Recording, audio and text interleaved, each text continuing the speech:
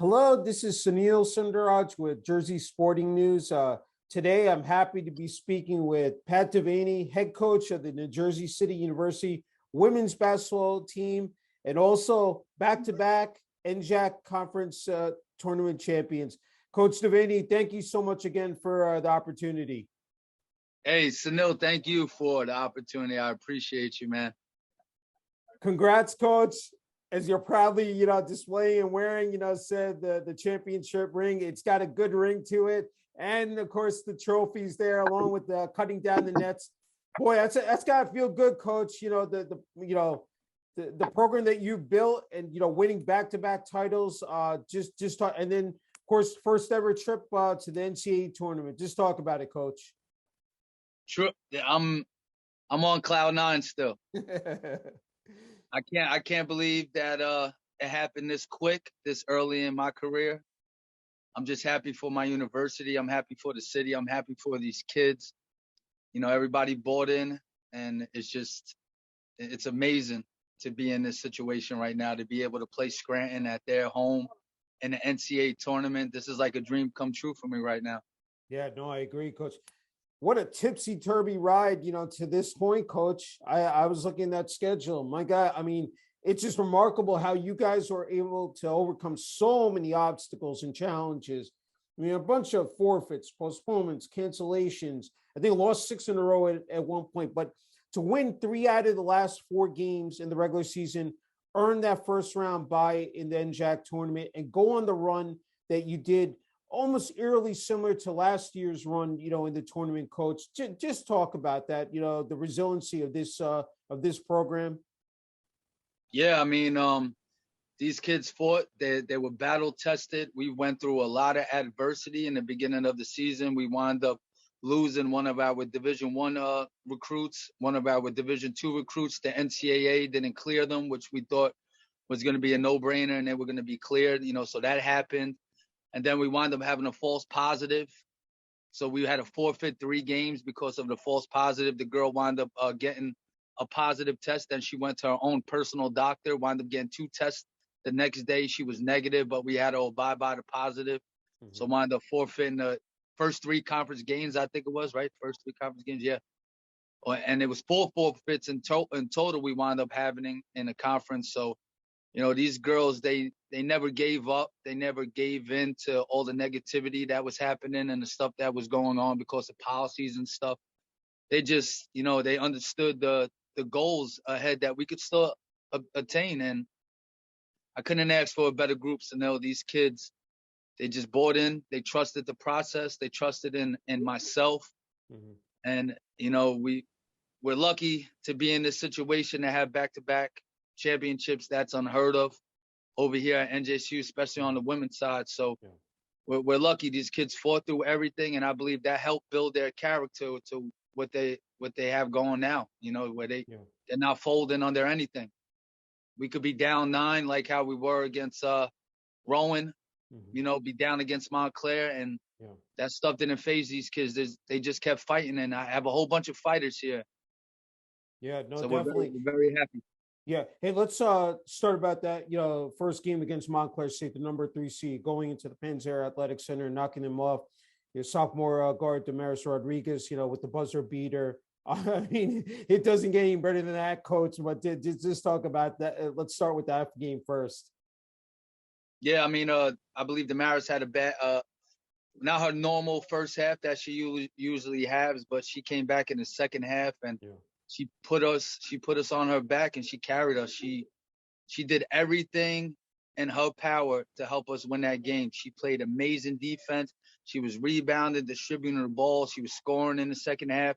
And in the fourth quarter, that last shot, I just knew we had to get her the ball. If somehow they didn't double her or deny her the ball and we could get the ball in her hands, we knew we had to go to her. So we ran a play to have her go off the top screen first. And if she got open, give her the ball, let her go to work. If not, we had a back screen for the big for a lob over the top. Luckily enough, we got it to Damaris, and that was all she wrote. She put a baseline left hand, shot the floater with the right, and wound up dropping with no time left. And that's all she wrote. I felt like God just grabbed his hand, put his hand on the ball, and just dropped it for us. Felt like he knew everything that we went through, and Yeah. it's an amazing feeling.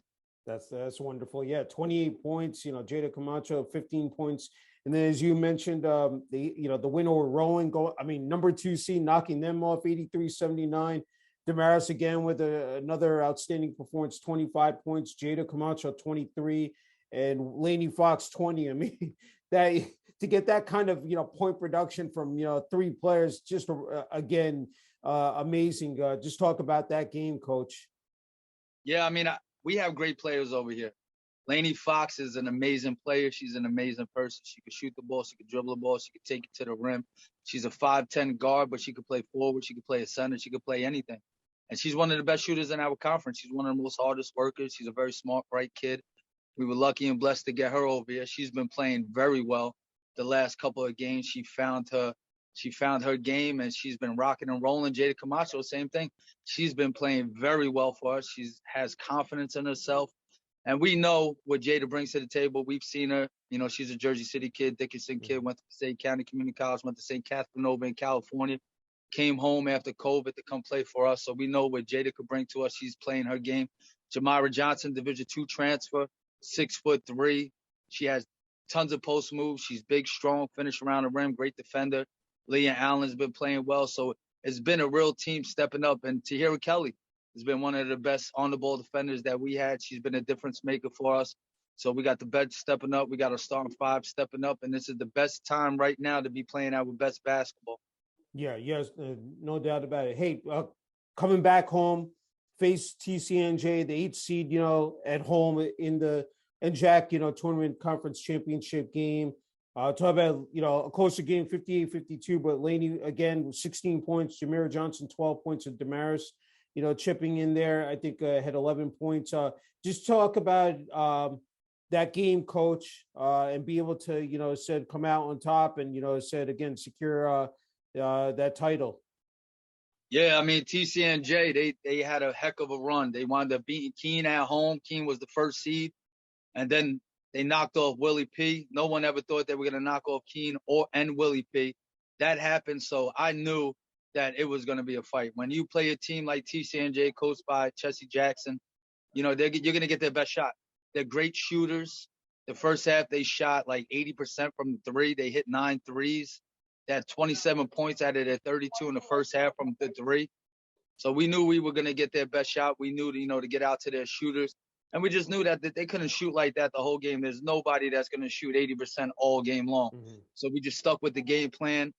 And lucky enough, those shots stopped falling. We started pressuring a little more. We started getting to the cup. Lainey started making big shots in the lane. Myra was getting a lot of N1s, a lot of offensive rebounds, finishing around the rim. So we were very lucky to get contributions from other people. Even though Damaris didn't have a great game, mm-hmm. she still affected the game in many other ways, defensively, distributing the basketball, rebounding.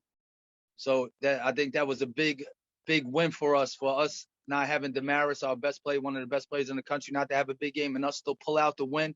Yeah. I think that shows and tells everybody that we're a full team and that we can attack you by many different ways, by not just Damaris Rodriguez. That's true. A good point you made. Hey, talk about the moment that buzzer sounded, Coach. You knew you were back-to-back, said tournament champs, and be able to raise that trophy and, cut down the nets, having, people in the stands, compared to, what you faced, the last couple of years. And just talk about the emotions. I heard you got drenched in the Gatorade Bath, so I'll let you describe it, Coach. Yeah, I mean, it's a surreal feeling. One, because I'm home at NJCU. I'm in Jersey City. I got all my people here, all my family here, all 3 of my boys, my mom, my dad, all my brothers, my sister, my cousin. So just to be able to be home and to be able to do this and have my girls' family here, have all our student body here, the whole administration. I mean, it was an amazing feeling. When I was a player myself, I loved having a big crowd because I always loved hearing the oohs and the ahs, especially when I was playing. So I know what kind of level that could take you to as a player. Yeah. So just to have that in our gym and have the Green Army there, that really raised us up a bit, to play at a higher level. But raising that trophy up at the end of that game was an amazing feeling. I mean, it's a dream come true for me because I always had this vision in my mind that we could get to this. Yeah. You know, being a Hudson County kid, knowing the talent that we have here, I just knew we got the right pieces here that we could get this done, and just not like 1 year. We could get this done every single year if we get the right pieces in. And you know, that Gatorade Bath was well worth it. I don't know if you saw the TikTok of me busting my tail on it, but I mean, I banged my head so bad, my elbow, my back, and I didn't feel it, you know, for 2 days. But then the third day, I couldn't get out of bed. My head was pounding. I took a real bad spill, but it was all worth it at the end of the day. You know, getting to see that celebration at the end with the fans going crazy and everybody going crazy. I mean, I could have been laid out on the floor bleeding. I probably still would have been happy, still would have popped up quick. Adrenaline was rushing like crazy. So, I mean, it's an amazing feeling, and I'm grateful for this opportunity to be able to coach at my own university, especially to coach these kids that I have here. That's awesome. Hey, just talk about the selection show. You know, hearing New Jersey City University, said now you're going to be playing Scranton, but just I mean that moment as well, Coach. Yeah, hearing our backstory, I think that's very impressive what we have done, from 2018 till now. Mm-hmm. I think that it's amazing. So just to hear our name called on that NCAA stage, it's picture perfect. I mean, it's really, I'm really at a loss for words for it because I don't think you can ever get used to it. Winning championships and stuff and hear your name on the NCAA screen, it's addictive. So hearing that, hearing us, hearing NJCU, it's amazing. And like I said, man, I'm at a loss for words. I'm still on cloud nine, and this is a dream come true. And we're still dreaming here. We still got an opportunity to win a national championship. And truthfully, with this unit that we have, these kids that we have having the best play in the country, I think we could do a lot of damage in this tournament here. I'm very confident in what we could accomplish here. No, that's wonderful. Hey, let's talk about the matchup versus Scranton on Friday, Coach. I said a team that it's a formidable matchup in 25-2. I think they're 14-0 in the landmark conference, 16-0 at home. They've won 19 in a row. So I wanted to get just ask you, just what it's going to take here to get the W on Friday night on their home court. They got two players, I think Abby Anderson and Bridget Monahan, both averaging 17 points apiece. And just in terms of, I know this team, can, score, shoot the ball, hit their free throws, rebounds, assists, and steals. So just talk about just what the keys are going to be on Friday night for you guys, again, to come out on top. Well, we know that this team has been here before. This is not their first rodeo here, so they're going to be very calm, cool, and collective in their gym. We know that they're great shooters. They shoot 46 or 42% from the three-point range. Mm-hmm. We know that they have a very good point guard in Monahan. So my biggest thing is I think it's going to be a battle of the point guards. What point guard has the better game? What point guard locks up? What point guard distributes the ball better? What point guard has the better game? And I think it's going to come down to the overall team aspect. And I think we have that. I don't think we just have a two-team show, a two-person show. I think we have 6-7 people that could really play the game at a high level. Mm-hmm. And, with those two players that they have averaging 17, there's a drop-off after that. So I think that's where, we can really make a difference and come out with the win. If everyone steps up, if our big girls, Leah Allen and Jamara Johnson, do what's expected of them, because I don't think there's two bigs in the country that can stop them, along with our point guard, Damaris Rodriguez. Mm-hmm. Don't think anybody can stop her, and Lainey Fox. Yeah. So I think we have 4 unstoppable players. And if they all play with extreme confidence and they play together, I think we can leave Scranton with a win. There's no doubt in my mind. What's so scary, Coach, is that this team is so young that it's built not only now, but for the future. I mean, when just what comes to your mind when you look at that roster, Coach? I think it's extremely scary, but I also look at the kids who took some time off and who are looking to come back, and I believe that's even scarier. So where we're going to be in the future, it's going to be scary for a lot of teams, but I love where we're at right now with this team and this unit, and I'm focused on this, and I believe that we can definitely make it to the Sweet 16 and make some waves, but we have to take care of Scranton Friday night, and our girls had a great practice today, and they're going to be ready, and they're definitely well prepared for what we got going on for Friday. Hey, just have a couple more, Coach Devaney. I don't want to forget about your coaching staff as well as Director of Athletics, Sean Tucker, President Sue Henderson. If you can just talk about the support that you've received, from them. Yeah, so I want to start off first with my assistant coach, Mike Brown. By far, one of the best assistants that I ever had in my tenure as a coach or even on other people's staffs. I've been very lucky and blessed to have an assistant coach like her. She has been one of the difference makers for us. She's the director of basketball operations. She helps us out tremendously on and off the court. So I'm very lucky and happy to have somebody like my Kira Brown. We have, and she's actually somebody who I recruited as a player. So she wanted to come and playing for NJCU after she left Keene. So she's one of my former players. Jaseni Montalvo, another one of my former players who's an assistant coach with us. She has been a great addition to the staff. We're very lucky to have her.